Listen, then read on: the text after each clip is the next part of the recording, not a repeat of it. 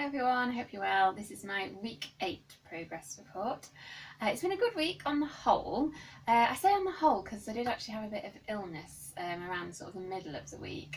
It was a bit of a sort of a sickness bug basically, which just made me really tired. I just sort of really did not want to do anything, which is a bit of a pain when you do lots of physical activity for your job, but hey ho. But I tried to turn it into a positive as ever, and basically I made sure that I just relaxed a whole lot more, and it made me realise how really important relaxation is. Because as I was sort of lay on the sofa, just as relaxed as I possibly could be, all my sort of back was releasing. I was getting little cracks and things as I'd get up, and I could just feel my body just, as I say, letting go and relaxing. And it's a really weird one because I know I should relax more, and it should be easy to relax more, obviously, because it's easy to relax and enjoyable. But for some reason, I always seem to be doing something, thinking too much, and just carrying more tension than what I need to be, basically. So, as I say, that illness was a real.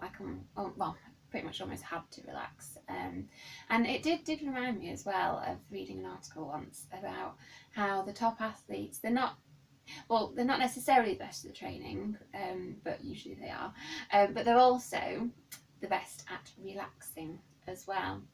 And certainly from sort of being around quite a few top athletes, I can see that they're really not afraid once they finish their training to really put their feet up. I've witnessed Mo Farah playing many a game of FIFA while I've been ferreting around in the kitchen or whatever on a training camp. As I say, it's really important just to relax. And I did actually come across an article which a friend shared on Facebook as well. I'm just going to read this a little bit because it can be kind of relevant to your everyday lives as well. It's a really good article. I'll post a link to it in the comments. It's about tips to live on your own terms. And one of the tips was give at least 1 guilt-free hour to relaxation per day. So in our quest for success, many of us have become workaholics. However, relaxation is crucial for success. It is akin to resting between sets at the gym. Without resting, your workout will be far less than it could have been. It's during the recovery that you get the benefits from training. That's when your body adapts. So, don't be afraid to rest. And really get into that sort of real deep relaxation state as well, because then you start to getting a bit geeky now, but your brain waves change, and you release all different hormones in that state. I think you get into sort of an alpha wave state. So it's a skill to sort of teach yourself to do it, but then worth learning for athletic success and success in life. Another way I was going to sort of try and turn the illness into a positive, which I might be a bit irresponsible saying this, but I will sort of justify afterwards, because it was a bit of a sickness bug. I just didn't have any appetite for about 2 days, and always over the winter I put on a few kilograms, and I was like, could be a chance for me to lose those kilograms, silver lining and all that.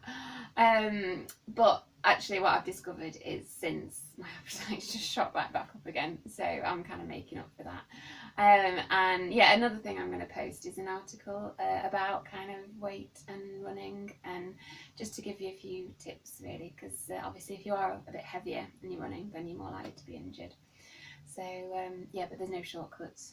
You can't starve yourself and hope to lose weight. But hopefully that article will give you a bit of the science behind it and give you a few useful tips as well, if you need them. Not saying you're fat. Okay, final thing. I did my long run today, which has progressed on from 20 minutes now to about 25, I think I did today. My calves were a little bit sore today, and I put that down to joining in with some of the reps on my my group training yesterday. They weren't very fast, the reps, but still today my calves, as I say, they are just a little bit tight.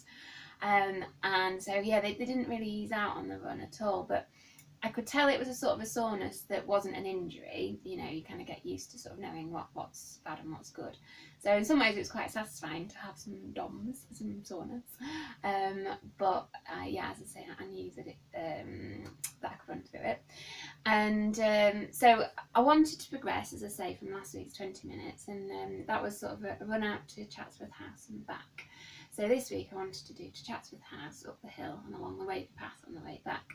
But I got to the house and I was like, calves are sore, should I do the sensible thing and just turn back? You know, it's okay if you don't always progress. But then I was like, but you know, I really want to do a little bit more today, just so I can say I've done a bit more, basically.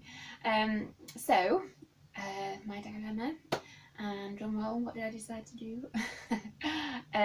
Basically I just walked for a little bit, and I found that my calves released somewhat and eased out, and then yeah, I just kept sort of running steadily along, and I did do the top path.